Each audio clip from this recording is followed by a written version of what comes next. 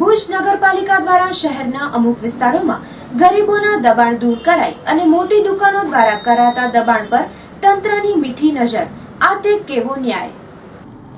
ભુજ શહેર નગરપાલિકા દ્વારા હાલ અમુક વિસ્તારોમાં દબાણ હટાવ ઝુંબેશ હાથ ધરવામાં આવી રહી છે, જે સારી બાબત છે, પણ જોવાની વાત તો એ છે કે આ દબાણ ફક્ત રોજનું પેટીયું રડતા નબળા તેમજ ગરીબ વર્ગના દબાણ જ દૂર કરી તેમના પાસેથી ધંધાર્થે કામ આવે તેવી હાથલારીઓ પણ જપ્ત કરાઈ અને આ ગરીબના પેટ પર લાત મારવા સમાન કાર્ય થઈ રહ્યું છે.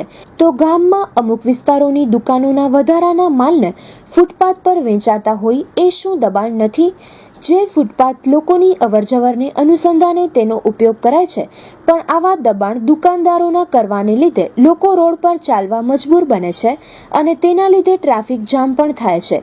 તો તંત્ર જરા વિચાર કરી અને ગરીબ વર્ગના દબાણ દૂર કરી અને તેમને ધંધા માટે યોગ્ય વ્યવસ્થા કરી દેવી જોઈએ, જેથી કરી અને આ ગરીબ પ્રજાને આંશિક રાહત થાય તેવું લોકમુખે ચર્ચાઈ રહ્યું છે.